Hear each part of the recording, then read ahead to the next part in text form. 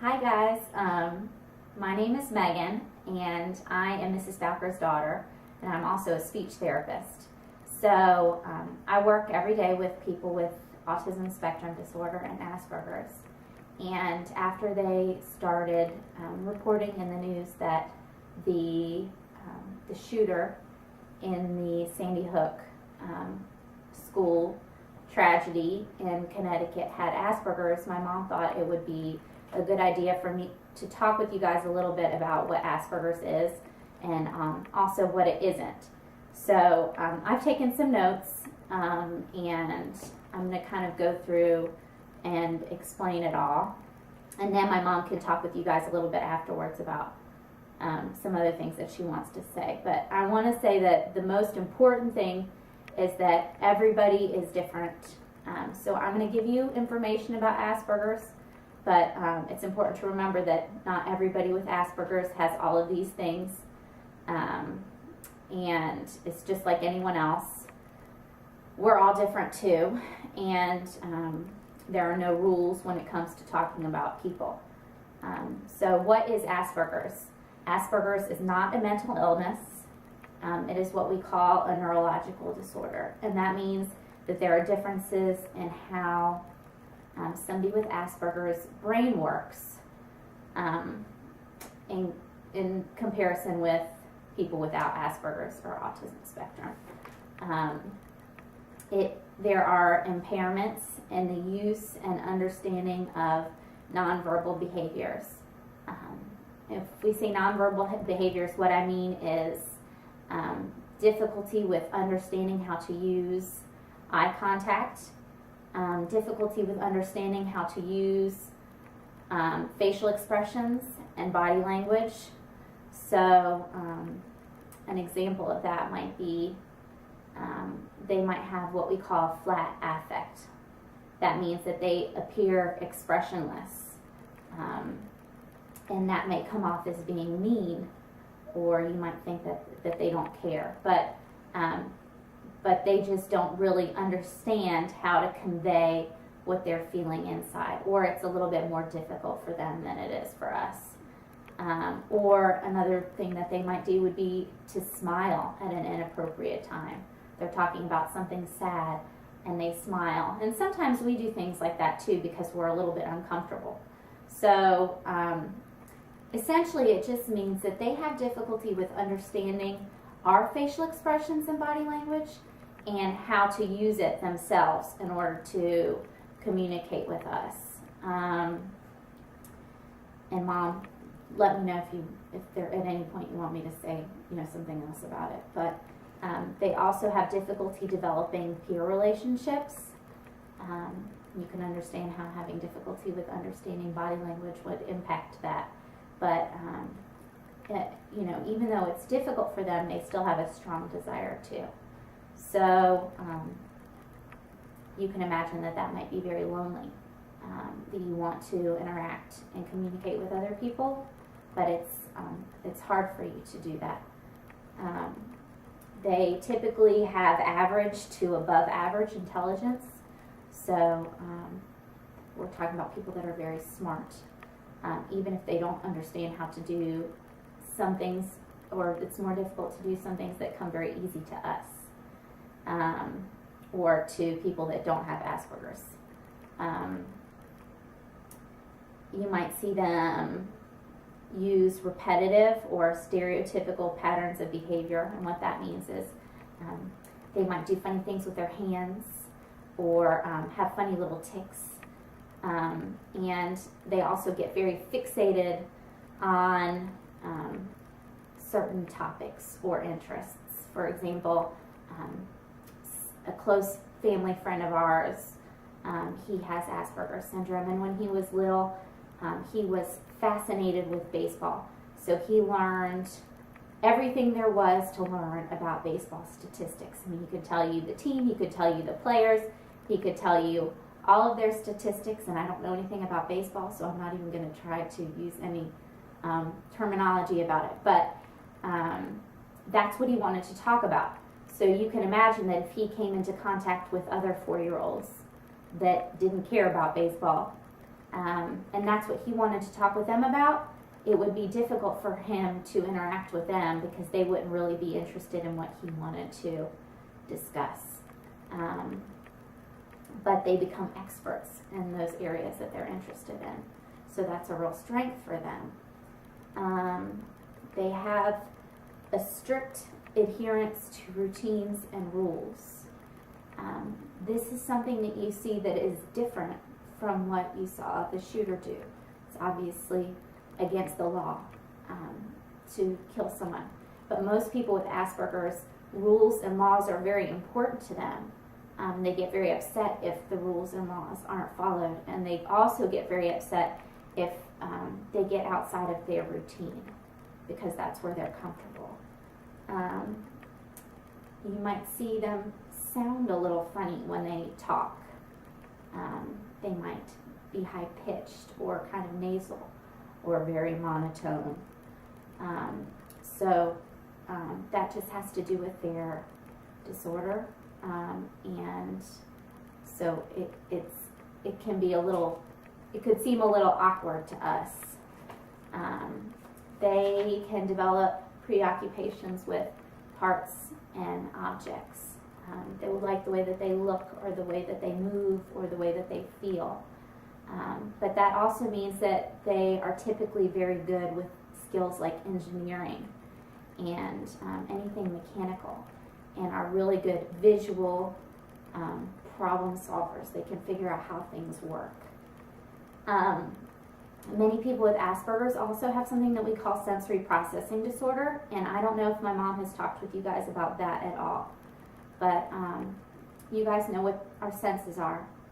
It's how we see or hear or feel things that happen to us in our environment, and not all, but a lot of people with Asperger's and autism spectrum disorder are very sensitive to things like lights and sounds and the way things feel on their skin, and it can be very disturbing.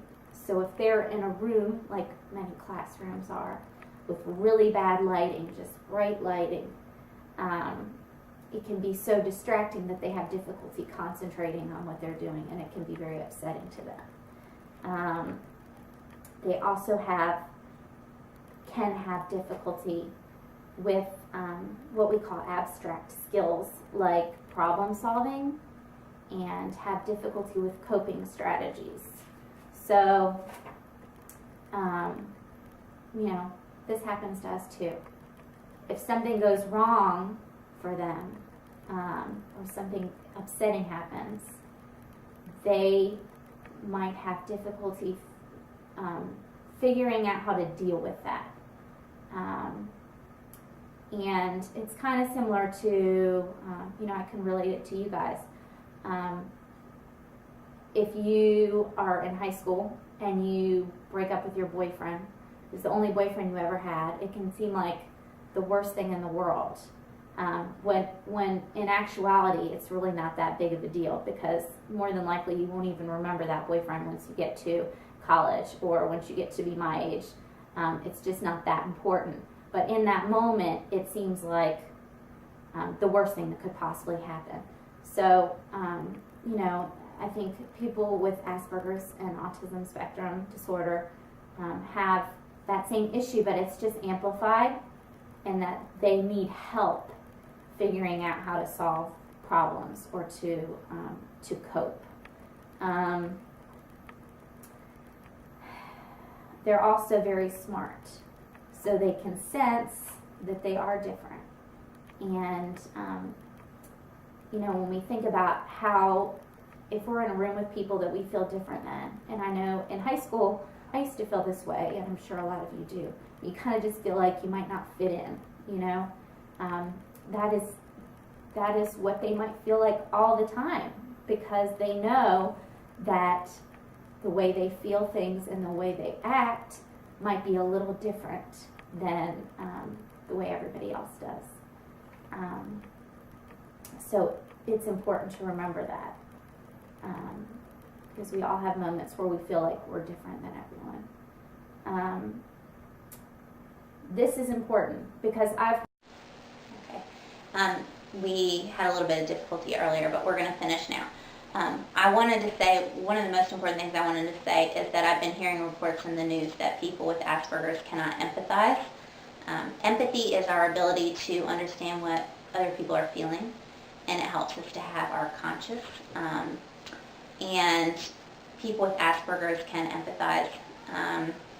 And the thing that is difficult for them is, as we've already talked about, using facial expressions, understanding facial expressions and body language. So, when we show somebody that we are feeling sorry for them, or that we understand what they are going through, or we're showing them sympathy, generally we do that by using our facial expressions and our body language. So you can imagine that the difficulty that people with Asperger's have when it comes to showing empathy is that they have difficulty knowing how to express it.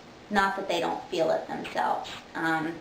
So I kind of just wanted to clear that up, because I feel like that's something false that I've heard.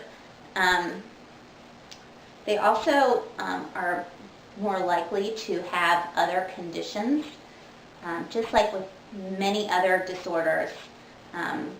Once you have one, you're more likely to have something else. So they use the word comorbidity, and that means that it doesn't cause another condition. They just occur side by side at the same time. And so people with Asperger's are more likely to have conditions like depression and obsessive compulsive disorder and social anxiety, things of that nature. So usually by the time that they get to middle school or high school is when we start to see that, and they might start to take some medication, not to treat Asperger's, but to treat the other condition that they have, or help them with that. And we all have to be careful when we're taking medication, because sometimes medication doesn't react well with our system, and sometimes when you take several medications, they don't react well together. And so that's where sometimes you see those kind of psychotic episodes in people that you might not normally think could be that way. And sometimes it's because of a reaction from the medication. So we all have to be really careful when we're taking medicine, no matter who we are, that we're taking medicine that works well with our body. And it's important because medicine impacts the way that we feel and the way that we think, and it impacts our actions. So it's really important to advocate for yourself and to hold your doctors and your drug companies responsible for what they are giving to you. I was trying to do some research for this, and I went on the internet and was looking some things up, and I ended up on a board for people with Asperger's on the internet, and they were expressing some concern that they are now reporting that the shooter possibly had Asperger's. They're concerned that it's going to come back on them, and that people are going to judge them based on this person's actions. Just like any of us would be, someone that has similarities to us, people might judge us based on what they did. But what happened did not happen because he had Asperger's. There are lots of people that have Asperger's, and probably people maybe people that you're friends with, and they learn how to overcome some of the issues that they have, and they manage their difficulties, and they end up being very successful. And it's important to remember that even if they have some of these problems that maybe not everyone else has, that they're just people too, and that they have problems the same way we all do. There are a list of some famous people that I wrote down that are rumored to have Asperger's or high-functioning autism. So I thought that you might like to hear some of them. And some of them you might be very familiar with, and some of them you might be less familiar with. But Bill Gates, one of the wealthiest men in the world, is rumored to have Asperger's. Steven Spielberg, Mark Zuckerberg, who started Facebook, Albert Einstein, Charles Darwin, Marie Curie, Mozart, Vincent van Gogh, Andy Warhol, It's an artist. Tim Burton and Stanley Kubrick. And I'm sure that there are more, but those are just a few of the ones that I wrote down. And you know, it's important to remember that people with Asperger's work very hard to overcome their difficulties. And you have a responsibility in everything that you do for your actions, just like anyone else. And your responsibility is to be understanding and to not judge or criticize people who may act differently from you or may do things that you consider to be funny or weird, because we're all different, and you wouldn't want somebody to criticize you for being different either. So you know, it's important to treat each other, you know, treat someone else the way that you would want to be treated. And everybody has their own problems and their own issues, and we're all just working hard to do the best that we can. So that's all I wanted to say about Asperger's, and I'm sure that my mom will have more to say to you. And if you guys have any questions, she can either write them down for me, or we might try to do Skype, and I'm not sure about that. We haven't worked on that yet. But that's all, and once again, I'm Megan, and thanks for everybody for listening.